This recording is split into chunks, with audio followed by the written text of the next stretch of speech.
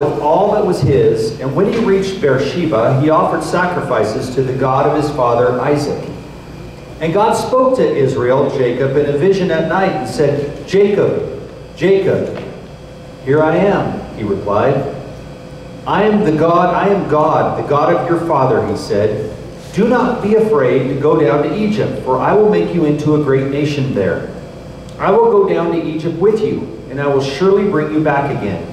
And Joseph's own hand will close your eyes." Then Jacob left Beersheba, and Israel's sons took their father Jacob and their children and their wives in the carts that Pharaoh had sent to transport him. So Jacob and all of his offspring went to Egypt, taking with them their livestock and the possessions they had acquired in Canaan. Jacob brought with him to Egypt his sons and his grandsons and his daughters and granddaughters, all his offspring.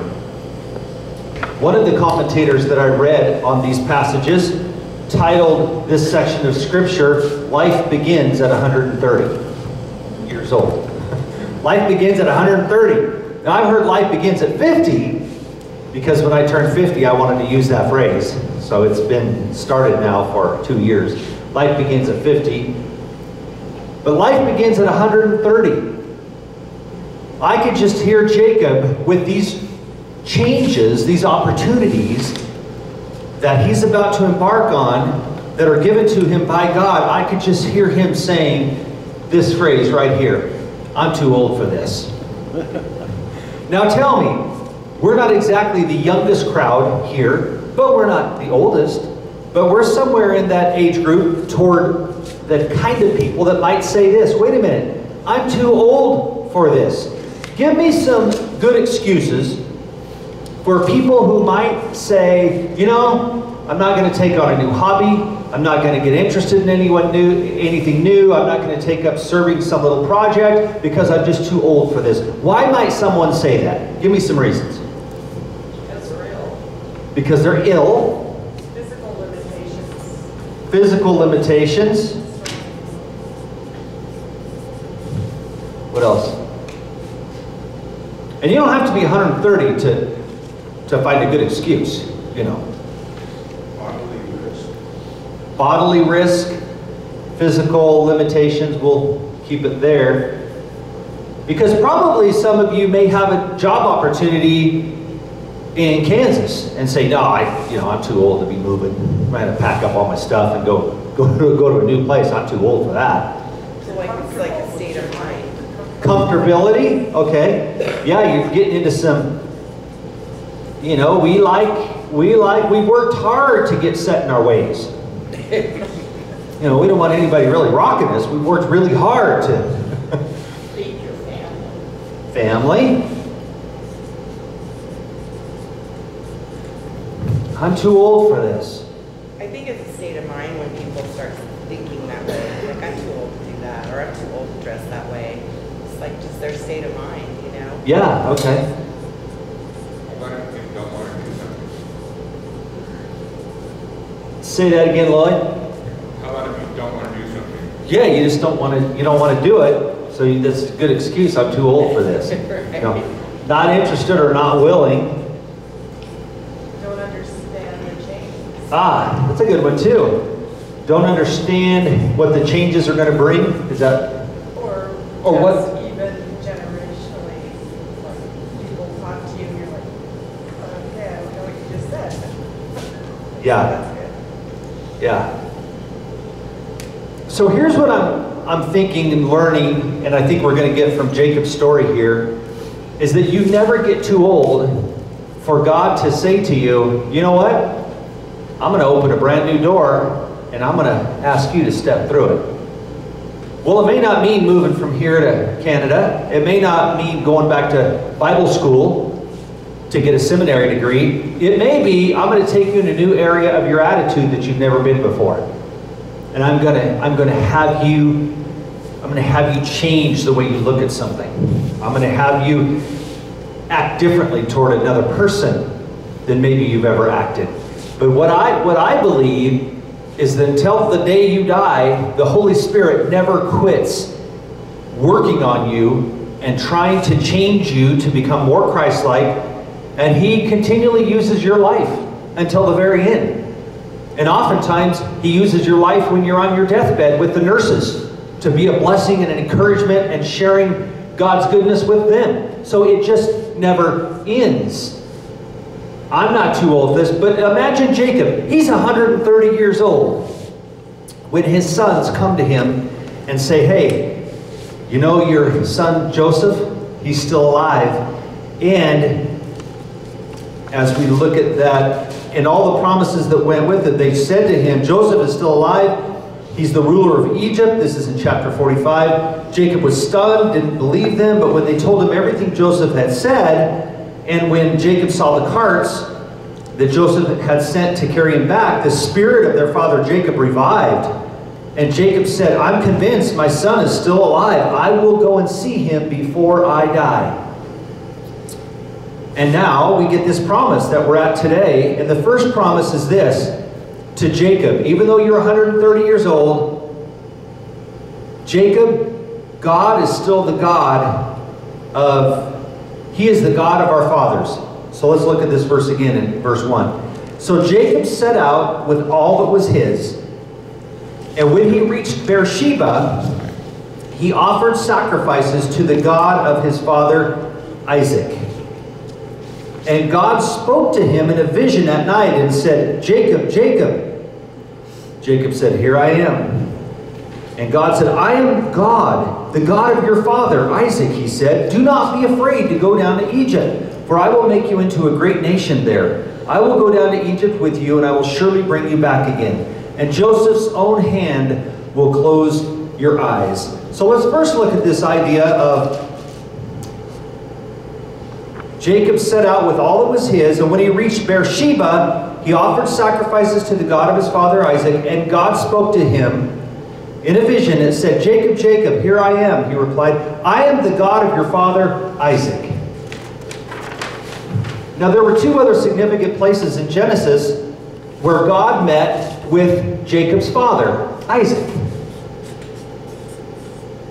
Isaac, however it's spelled in there. Is that right? And the God of your father Isaac, 2 A's. And we find this verse in Genesis chapter 21, verse 33. Genesis 21, 33. And it was at that time that Isaac, the father of Jacob, met in the very same place, Beersheba, and had a spiritual experience with God the Father. So this is God saying to Jacob, hey Jacob, I met with your father Isaac in this very same place called Beersheba. And that, of course, is where Jacob is now offering sacrifices. So what are we beginning to see? We're beginning to see that the God of Jacob is the same God that was faithful to his father Isaac. The same God that was experienced by Isaac is now the same God that Jacob is experiencing. This is not a different God. This is the God who has been faithful throughout the generations. And then we find with Abraham, we find that in 21:33. Actually, this one should be Abraham. Scratch that. We'll just call him Abe for now. And Isaac had an experience in 26:25, Genesis 26:25. And do you remember in the Bible when you've heard the God of Abraham, Isaac, and Jacob? You remember hearing that before? I am the God of Abraham, Isaac, and Jacob.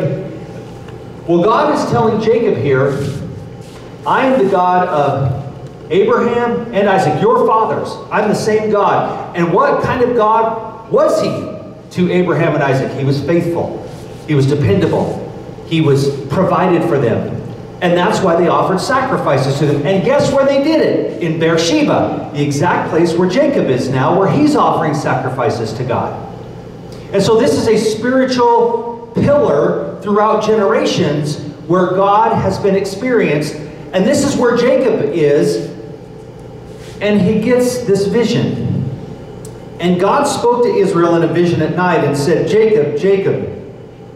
And Jacob responds, here I am, he replied. Now for some of us, to change at 130 years old, we would need a vision from God at night.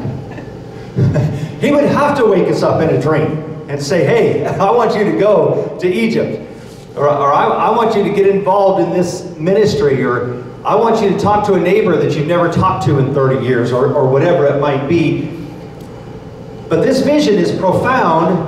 It's profound because what else is going to cause a man to leave at 130 years old? We already know he's old. We already know that he's planning on his own death.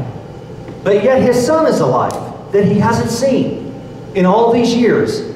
So this seemed to be enough to cause Jacob to say, okay, I'll go. I'll go to Egypt. Now keep in mind, Egypt has not been a good place for them. There's all sorts of warnings that were given to his fathers about Egypt. Hey, they're worldly there. They're going to rub off on you. There's danger there. So there's these excuses that Jacob could have had and said, you know, God, I appreciate the vision. Thank you for speaking to me, but I'm not interested. But why would he not go? This is his own son. And he gets this promise that says to him, Jacob, you're going to get to see your own son Joseph. You're going to close his eyes. You're going to be there for the noble death of your own son. I mean, that's what was spoken to Joseph about Jacob, which is a beautiful promise in the dignity in which he got to die. So let's look at the next verse there. Speaking about the same God, let's read this for me. Bill? At the time of the offering of the evening sacrifice, Elijah, the prophet, came near and said, O Lord, the God of Abraham, Isaac, and Israel, today let it be known that you are God in Israel, and that I am your servant, and I have done all these things at your word.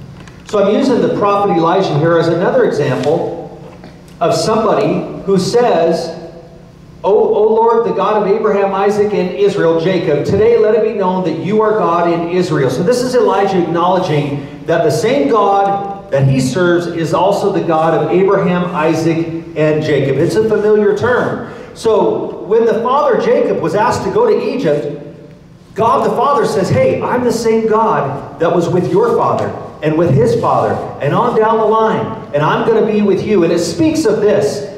These verses speak of God's consistency and immutability. That's a big word. Who knows what immutability means? It's a theological word.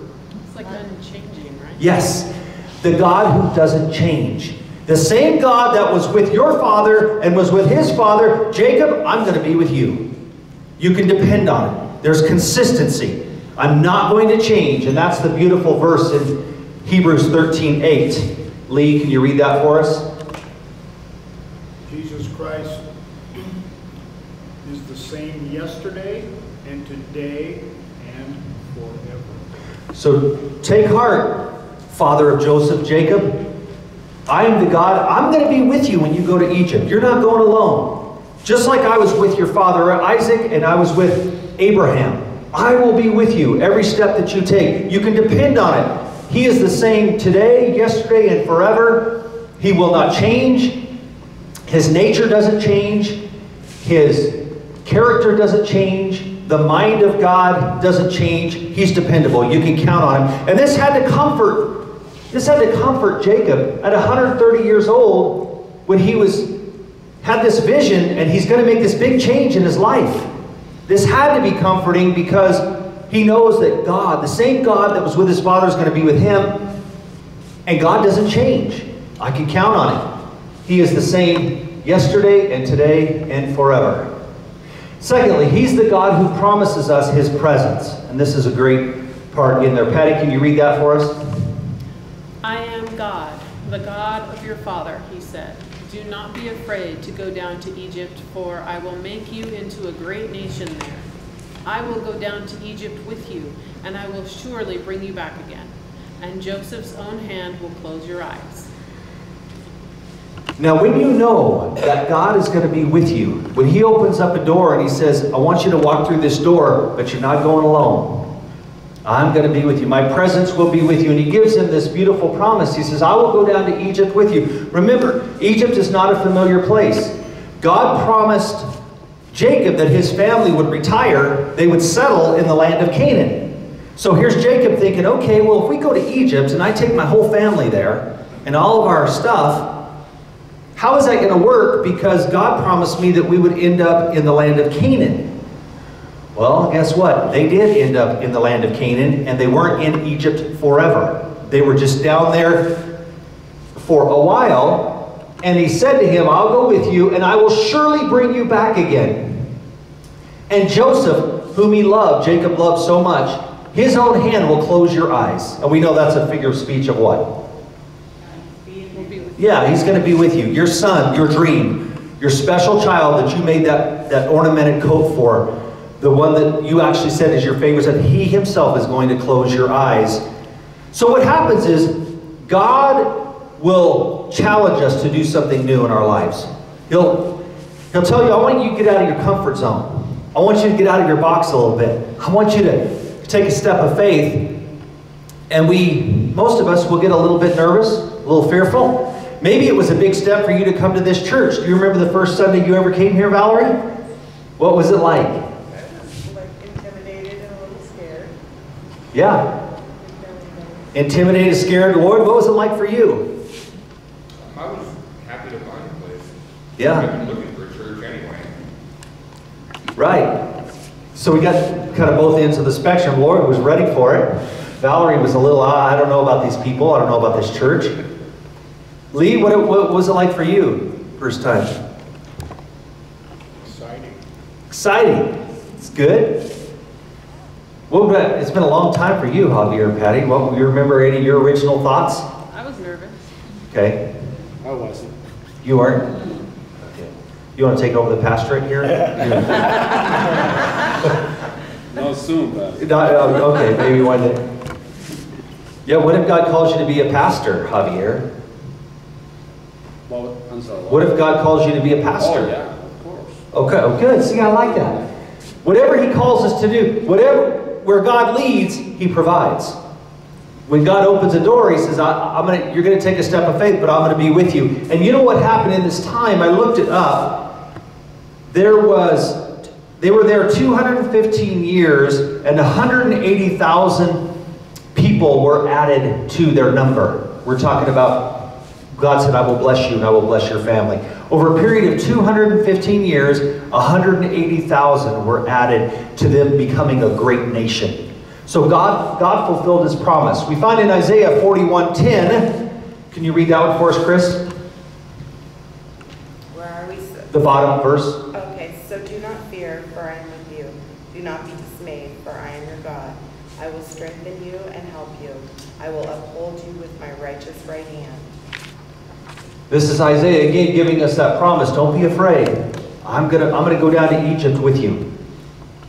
It may be a little bit nerve-wracking at first, maybe a little intimidating, but I've got your back, and I'm going to be with you. And that's the promise of his presence, and this is what he gives to Jacob in this verse. So he doesn't have to worry about it because of that promise. So in our lives, when God calls us to something different, something new, something challenging, something out of the box, something out of our comfort zone, whatever that might be, what would it take for you to go? What would have to happen for you to say, okay, I trust you, God, I'll take that step? It's kind of a new step for you guys to come to this church. When you were brand new, what was it like for you? Kind of scary, but exciting too. Because we found a church we wanted. Yeah. It's exciting. Yeah, good. So the only ones who can fail here are the ones who don't try. And what happens is there's blessing on the other side, but you have to trust and take that step. And this is true with things in our own lives that we're afraid to let go of because of fear. Well, I'm afraid to let go of this and maybe do the right thing because what will happen? But yet we know in our hearts God is maybe moving us in that direction. God is pushing us in that direction. We don't have to be afraid to go to Egypt as long as he goes with us. And that's the beautiful part of knowing that we have his presence in our lives. Anybody have any thoughts on this so far? Any ideas? Anything in your life that you've been challenged to do, or maybe go back to Egypt and you knew God wanted you to do it, but yet it was fearful? Tell us how it turned out. Anyone have an example? Yeah, I didn't want to go back to work after being on medical leave because it was just so stressful, you know, and they had like these 3-minute handle times per phone call, and it gave me panic attacks, and I went back and I got a $2 an hour raise, and there's no more handle time, and I'm like, Jesus, it's a comfortable work environment now, and I know that my prayers were answered, because I was really afraid to go back to work. I was like looking for other jobs. And God, I had a dream last week, and I was driving my car, and I always wear these like satin things on my eyes at night so that morning light doesn't wake me up, because I'm a really light sleeper. So I was driving my car in my dream, and I had those on my head, and they kept slipping down over my eyes. And so, but I was still driving, and I wasn't bouncing off the curbs or anything. I was just driving normal and with blinders on. And so I woke up and I thought, God is talking to me. You know, he's telling me to walk by faith and not by sight. And so I went back to my job, and it all turned out great, and I'm happy. Yeah, that's awesome. Yeah. Good report. And you, in your job situation? Yeah. I was like her, being gone, fearful of my job, because I was stressed there. I was not happy there. And so talking to you guys, I had faith. It was scary, but I knew it was the right thing.